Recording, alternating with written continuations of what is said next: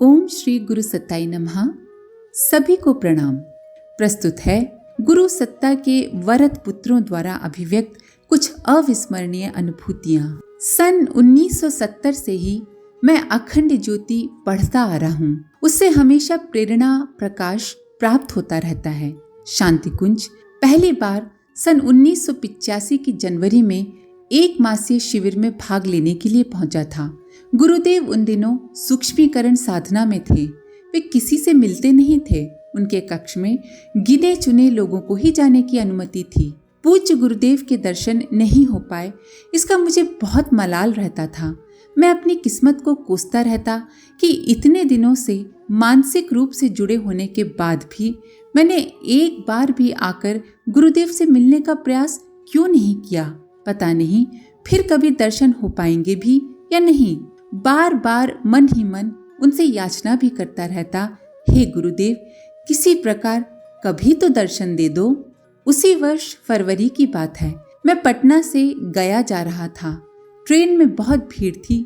लोग बोगियों की छत पर भी सवार थे। बोगियों के अंदर स्थान न होने के कारण हम कुछ एक भाई दरवाजे के पास खड़े थे। मेरा पूरा शरीर बाहर की ओर लटका हुआ था। चूंकि मैं गाड़ी की गति की विपरीत दिशा में मुंह किए था, इसलिए सामने से आने वाले खतरे की तरफ से मैं बिल्कुल अनभिज्ञ था। गाड़ी बहुत तेजी से एक खंबे को पार कर रही थी। हमारी बोगी उसके पास तक आते आते सामने वाले सहयात्री को खतरे का आभास हुआ। वे गया गया करके चिल्ला उठे। मेरे कुछ समझ पाने से पहले ही दो बलिष्ठ हाथों ने मेरे सिर को अंदर की ओर धकेल दिया। दूसरे ही पल मैंने जाना कि एक पल की देर हो गई होती तो मेरा सर उस खंबे से टकराकर चूर चूर हो जाता। निश्चित मृत्यु के हाथों से मुझे बचाने वाला कौन है मालूम करने का प्रयास किया तो सहयात्रियों ने बताया, एक बूढ़ा आदमी पता नहीं कहां से अचानक आ पहुंचा। ऐसा लगा मानो वहीं प्रकट हुआ हो, क्योंकि हमारे साथ जितने लोग खड़े थे उन सभी से वे अलग थे। चेहरे का वर्णन जैसा उन्होंने किया, उससे मुझे मालूम हो गया कि वे पूज्य गुरुदेव के अतिरिक्त कोई और हो ही नहीं सकते। दर्शन न कर पाने का दुख जाता रहा। उनका स्पर्श आज भी अनुभव होता रहता है। उस दिन मैंने जाना कि पूज्य गुरुदेव को मन से पुकारने वाले को वे कभी खाली नहीं लौटाते। उनका सहयोग संरक्षण आज भी अनुभव करता रहता हूँ। प्रस्तुति रामानंद सिन्हा, नालंदा, बिहार। मध्य प्रदेश में यज्ञ चल रहा था। गुरुदेव के साथ मैं भी वहां गया हुआ था। एक दिन एक हॉल में 300-400 बहनें उनके साथ बैठी थीं। बातचीत के साथ साथ हंसी के फव्वारे छूट रहे थे। गुरुदेव बात बात पर हंसाते जाते थे। सभी बहनें उनकी बातों पर हंस रही थीं, पर एक बहन उन सब में गुमसुम बैठी थी। उसे हंसी नहीं आ रही थी। उसे दुखी देख गुरुदेव ने पास बुलाया और पूछा, बेटी तुझे क्या दुख है? वहां बैठी सभी बहनें सज धज कर आई थी। अच्छे अच्छे कपड़े जेवर पहने हुई थी और वो लड़की सिर्फ सफेद धोती पहनी थी। गुरुदेव की बात का उसने कोई जवाब नहीं दिया, केवल सिर झुका लिया। गुरुदेव ने फिर दुलारते हुए पूछा, बेटी क्या कष्ट है तुझे? तू हंस भी नहीं रही है। उसे निरुत्तर देख गुरुदेव उसे अलग ले गए। मैं भी उनके साथ चला गया। मैं हमेशा पूज्य गुरुदेव की हर एक बातचीत सुनने का प्रयास करता। मुझे उससे सीखने को काफी कुछ मिलता था। अलग ले जाकर गुरुदेव ने उससे पूछा, बेटी बता तुझे क्या दुख है? तेरे सारे दुख दूर कर दूंगा। उसने लंबी सांस ली, फिर बोली, गुरुदेव मुझे कोई दुख नहीं है। उसकी आंखें आंसुओं से डबडबा आई। गुरुदेव के बहुत दबाव डालने पर उसने बताया कि उसकी शादी बहुत बचपन में हो गई थी। उसके पति का स्वर्गवास हो चुका है और अब वो स्वनिर्भर जीवन जी रही है। एक विद्यालय में शिक्षिका है और अपना सब काम स्वयं करती है। विधवा होने का दुख तो वो झेल ही रही थी, मगर समाज की बेरुखी से वो बुरी तरह टूट चुकी थी। वो कह रही थी, मैं 100 अखंड ज्योति मंगाती हूँ, उसे लेकर सुबह किसी के घर जाती हूँ तो सभी मुझसे नाराज होते हैं कि तू विधवा है, सुबह सुबह आकर मुंह दिखला दिया, न जाने आज का दिन कैसे बीतेगा। सब गाली भी देते हैं। मैं चुप होकर सुन लेती हूँ और वापस चली आती हूँ। शाम को अखंड ज्योति बांटने जाती हूँ, तब भी वे यही कहते हैं कि शाम को आकर मुंह दिखला दिया, कल से हमारे घर मत आया कर। वो सिसकते हुए कह रही थी, जहाँ जाती हूँ वही सब मुझसे नफरत करते हैं। पत्रिका बांटने घरों में न जाऊं तो उनके पैसे अपने वेतन से भरने पड़ते हैं, अपने खर्च में कटौती करनी पड़ती है।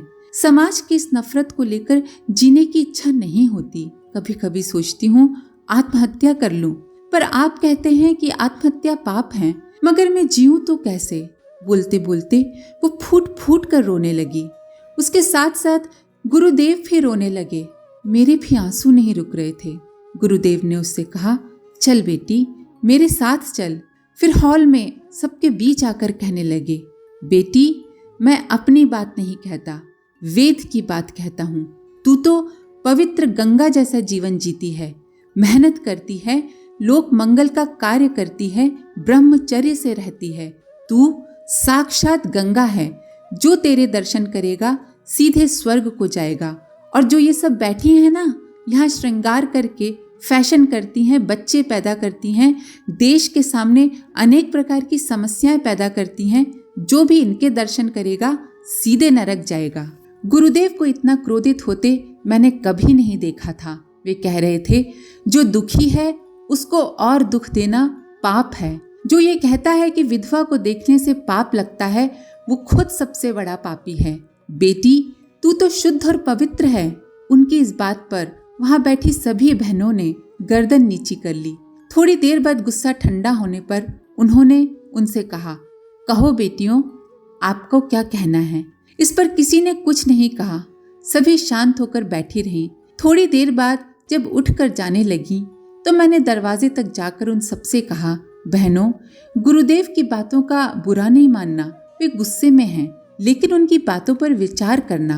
वे लज्जित होकर बोली, भाई साहब गुरुदेव की बातों का बुरा क्यों मानेंगे, उन्होंने तो सही बात कही है। विधवा तो शुद्ध पवित्र जीवन जीती है। आज उन्होंने हमारी आंखें खोल दी। आज से हम जब भी किसी विधवा का दर्शन करेंगे उसमें माँ गंगा का दर्शन करेंगे, और उसे कोई कष्ट हो तो उसकी मदद करेंगे। हम दूसरों को भी बताएंगे कि विधवा का दर्शन करने से पाप नहीं लगता। वे कह रही थीं, गुरुदेव ने हमारी आंखें खोल दी। हम सौभाग्यशाली हैं कि हमें ऐसे गुरु मिले। ऐसे गुरु हों तो देश में फैला हुआ अज्ञान, अंधविश्वास शीघ्र ही दूर हो जाए। वो दुखी बहन भी वहीं खड़ी ये सब बातें सुन रही थी। उनके मुख पर संतोष के भाव थे। धूप के बादल छट चुके थे। हल्की सी धूप झिलमिला रही थी। प्रस्तुति पंडित लीलापत शर्मा जी की यादों के झरोकों से, मथुरा, उत्तर प्रदेश। ये जमशेदपुर की कहानी है। सन 1969 में वर्मा माइंस में महायज्ञ का आयोजन किया गया था। निर्धारित तिथि को पूज्य गुरुदेव का आगमन हुआ। उन्हें टाटा कंपनी के भव्य गेस्ट हाउस में ठहराया गया। रात्रि विश्राम से पहले पूज्य गुरुदेव ने वॉचमैन से कहा, मथुरा से एक पंडित जी रात के 1:30 बजे आने वाले हैं। उनका नाम लीलापत शर्मा है। उन्हें मेरे पास ही ठहरा देना। उस वॉचमैन की ड्यूटी बदल गई थी और वो साथी वॉचमैन को लीलापत जी के बारे में बताना भूल गया। लीलापत जी पहुंचे, बोले, पूज्य गुरुदेव जहाँ हैं मुझे वहीं ठहराया जाए। वॉचमैन ने कहा, आपकी व्यवस्था कहीं और की गई है, मैं आपको वहीं ले चलता हूँ। पंडित जी को वो बात पसंद नहीं आई। उन्होंने कहा, सत्यानंद या गायत्री का घर जानते हो, मुझे वहीं ले चलो। लड़का उन्हें मेरे घर ले आया। लीलापत जी के घर पर आने से हमारी खुशी का ठिकाना नहीं रहा। आनन फानन में उनके विश्राम की व्यवस्था की गई। लीलापत जी बिस्तर पर लेटे ही थे कि एक बार फिर दरवाजा खटखटाया गया। दरवाजा खोलते ही मैंने देखा, सामने पूज्य गुरुदेव खड़े हैं, एक हाथ में लोहे की पेटी लेकर। साथ में एक लड़का सिर पर बेडिंग लिए खड़ा था।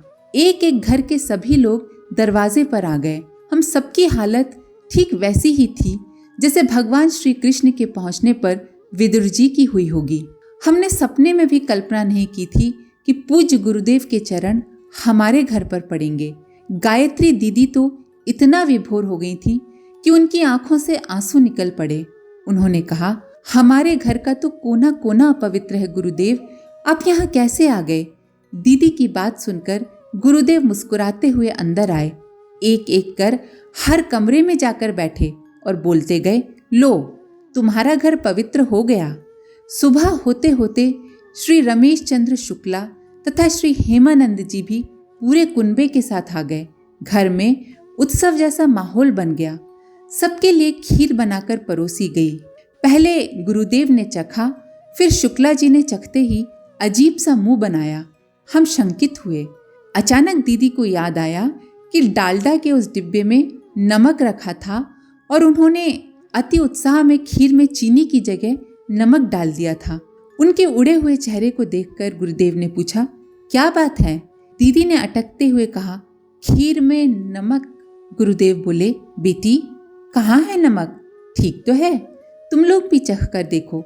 एक एक कर सबने खीर चखी और आश्चर्य, खीर में माँ जगदम्बा को अर्पित किए गए भोग जैसा अलौकिक स्वाद था। प्रस्तुति भास्कर प्रसाद सिन्हा, पूर्व जोन, शांतिकुंज, हरिद्वार। आज के लिए इतना ही। अपने विचार कमेंट बॉक्स में जरूर लिखें। आप सभी का धन्यवाद। ओम शांति। हमारे YouTube चैनल को सब्सक्राइब करें और बेल आइकन को दबाकर ऑल पर क्लिक करें ताकि आने वाले सभी वीडियोस की नोटिफिकेशन आपको मिलती रहे।